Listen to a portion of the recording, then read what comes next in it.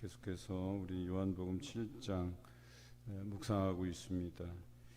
예수님께서 형제들에게는 내 때가 아니다라고 말씀하셨지만 그래도 이 유대인의 명절인 초막절을 지키기 위해서 뒤늦게 예루살렘 성전에 올라가셨습니다.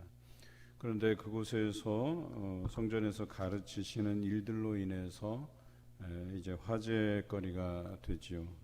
그래서 그곳에서 배운 바가 없는데 어떻게 그 율법에 정통하고 이러한 가르침의 권위를 가질 수 있는가에 대한 그런 물음이 있었습니다.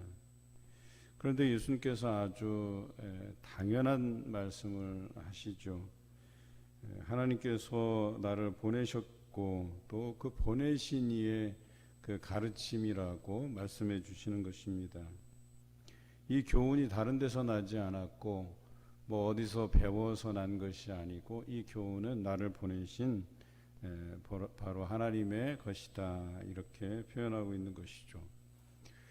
그런데 우리가 이 부분에 대해서 좀 잘 묵상해 볼 필요가 있습니다. 18절 말씀에도 나와 있지만 스스로 말하는 자는 자기 영광만 구하되 보내신 이의 영광을 구하는 자는 참되니 그 속에 불의가 없다. 이 말씀과 연관지어서 해석해 볼 수 있겠죠. 우리가 어쩌면 알고 있다라고 하는 사실은 그저 지식 전달자의 역할일 수 있겠죠. 그래도 차라리 그 지식 전달자의 역할이면 굉장히 좀 이 땅에서 솔직한 사람들이에요. 이게 내 지식적인 산물이 아니고 내가 얻어서 그것들을 전달하는 그런 차원이면 굉장히 솔직한 거죠. 그런데 대다수가 그렇게 솔직하지는 않습니다. 논문 관련해서 이렇게 많은 구설수에 오르신 분들이, 근데 이유가 다 뭐예요? 다 내 논문이 아니고 다른 사람 논문들 가져다가 쓰는데, 이게 보통 논문 쓰기에서 보면 이제 자기가 자기 것이 아니고 누구 거를 이렇게 인용했다, 참고했다라고 하는 각주를 달게 돼 있어요.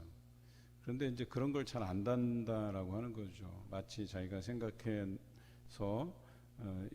창의적으로 만든 생각인 것처럼 그 글을 갖다 쓰다 보면 그렇게 사회적으로 논란이 되기도 합니다.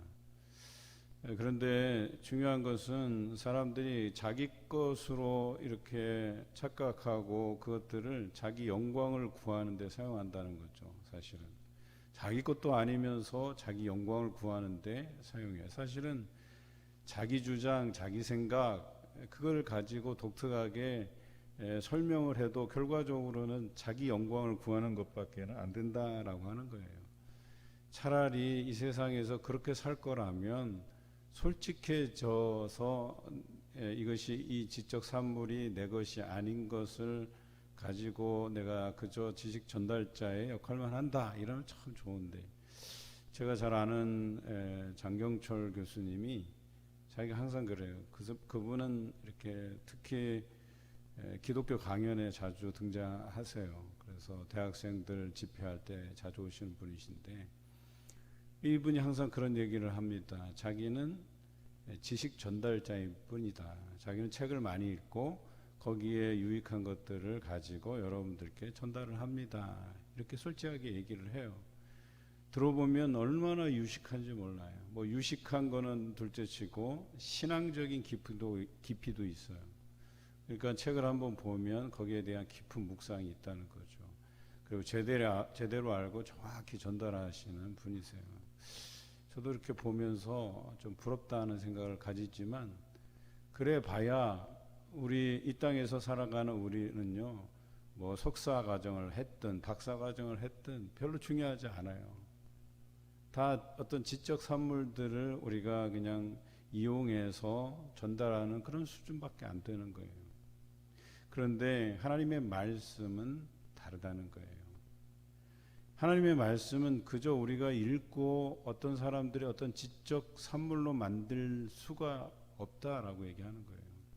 이것은 하나님께서 우리를 통해서 감동하심을 통해서 전달되는 말씀이에요.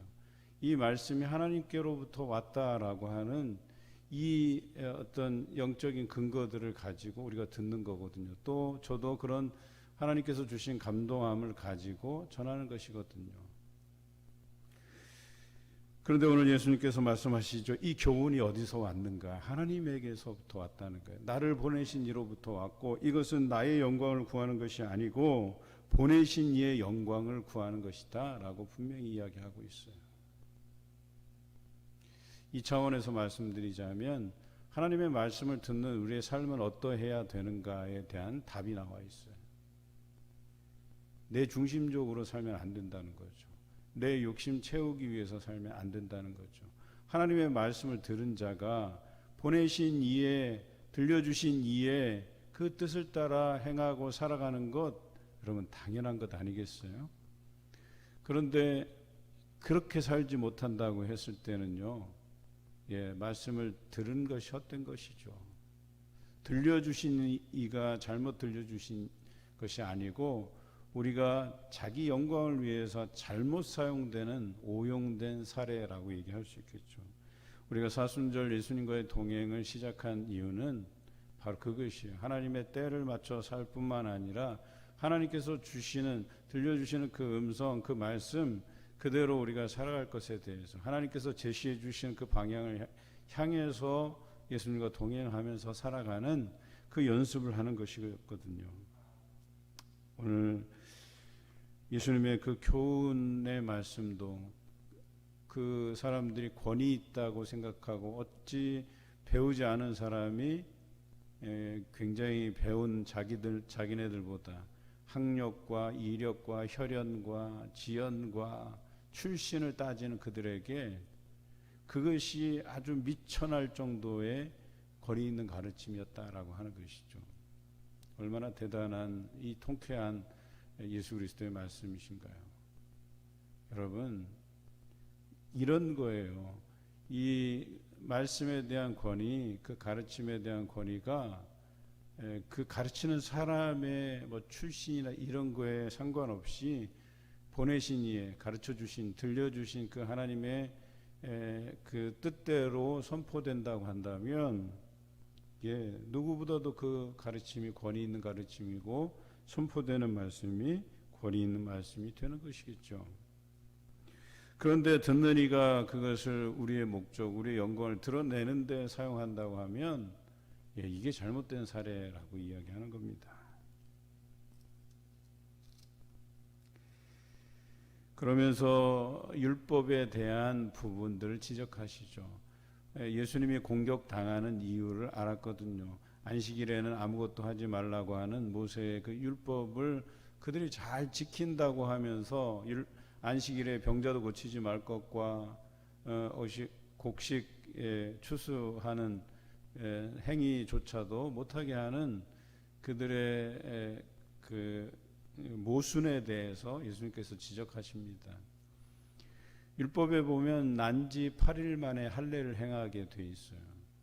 그러니까 계산을 해보면 어느 요일에 태어난 아이는 꼭 8일 만에 할례를 해야 되기 때문에 안식일 날이 걸려요.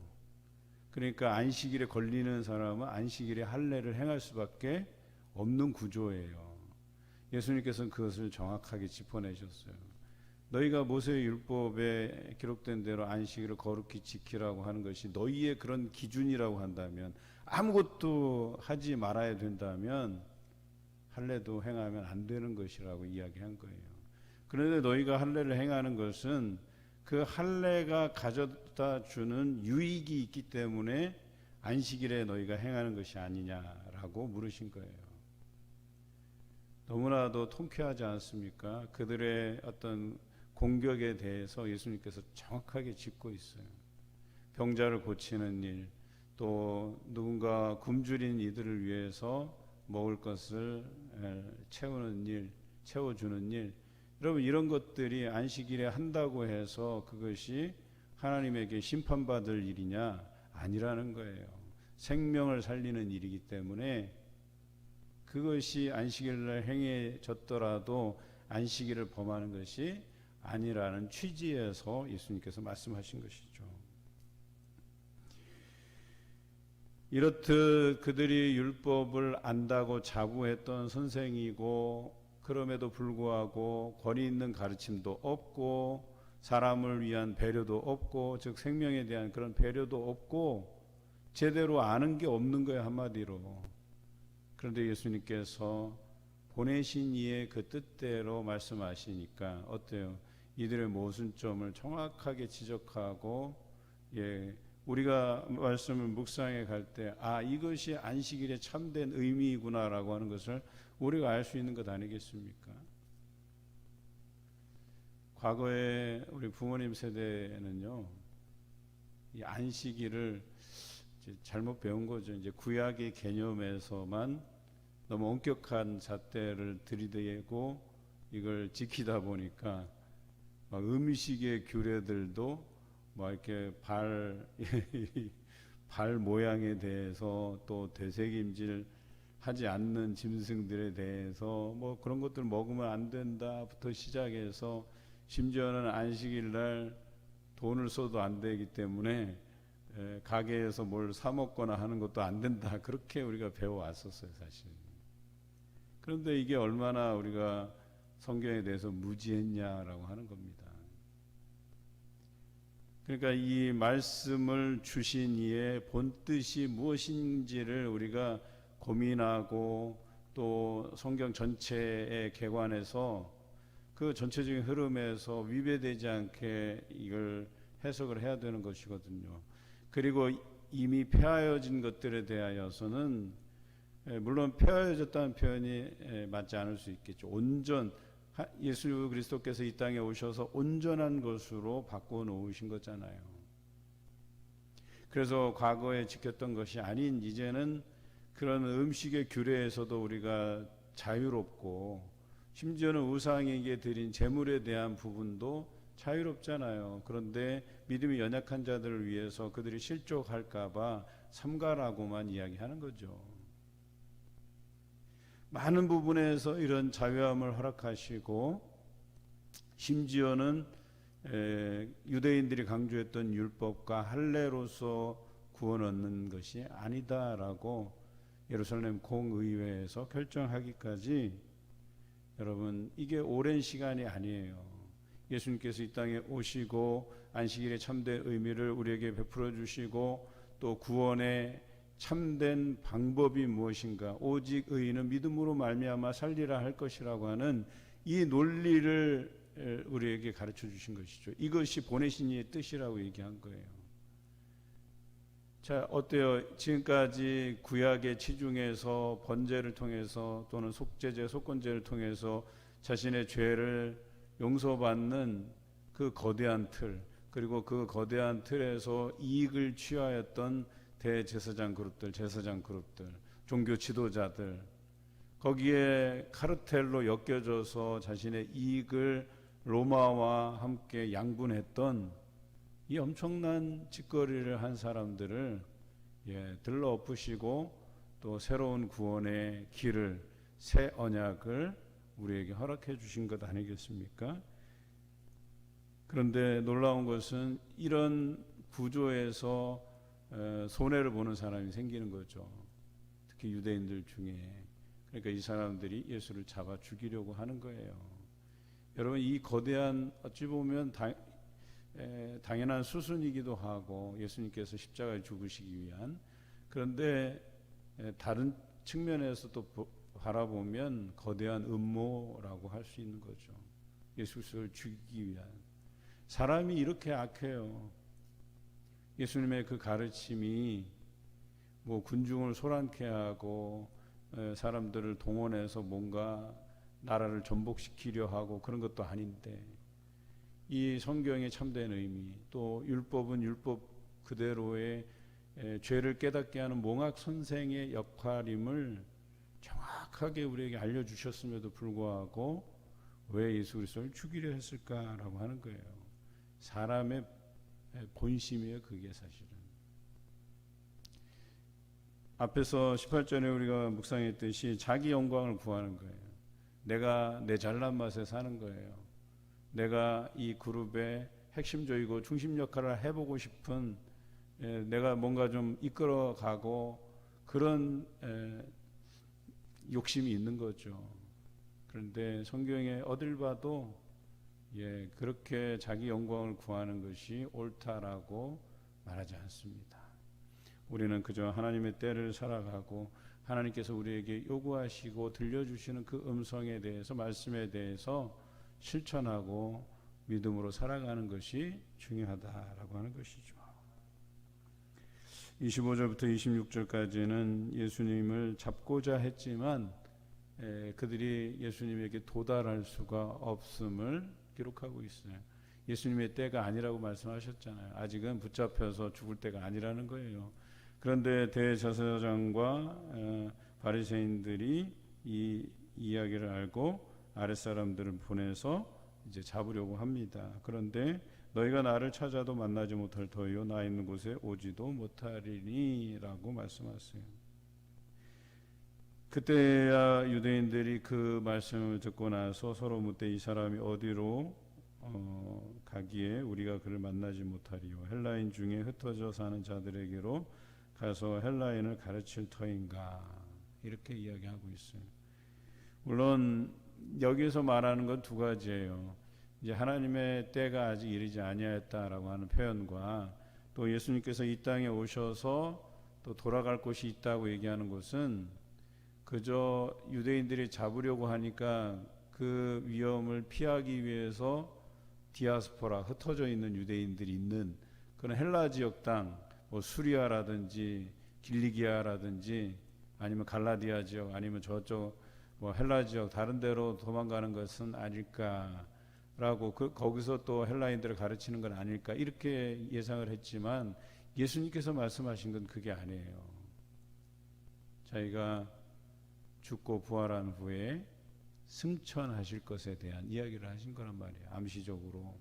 그래서 이제 아버지께서 나를 보내셨지만 이 땅에서의 모든 사명을 마치고 다시 아버지께로 갈 것임을 이야기한 것이죠.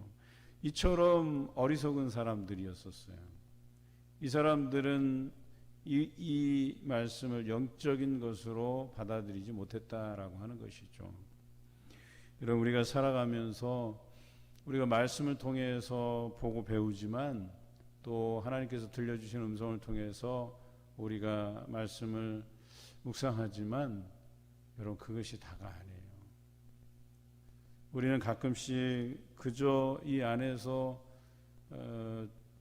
히브리어 같이 이제 사어잖아요. 히브리어는 지금 이제 죽어버린 언어거든요. 성경 텍스트로밖에는 존재하지 않는 언어거든요. 그런데 그렇다 손 치더라도 오늘 우리가 그 말씀을 읽을 때 거기에서 하나님의 음성이 들려지고 또 거기에서 주시는 그 감동으로 우리가 살아가는데, 근데 우리가 들려지는 그 말씀대로 그 감동으로 살아가지 못하면 그냥 죽은 텍스트예요. 이거는 그냥 죽은 말씀이에요. 살아 역사하지 않는 말씀이라는 거예요. 이해하십니까? 제가 설명을 잘못했을는지 모르겠는데 이 안에 분명히 이 말씀을 통해서 하나님은 살아 역사하시거든요. 그런데 우리가 그것을 받아들이지 못하면, 우리가 그것을 내 주장, 내 생각, 내 고집으로 이것을 받아들인다면 그저 자기 영광을 구할 뿐이지 아무런 소용이 없다라고 얘기하는 거예요. 이해하십니까?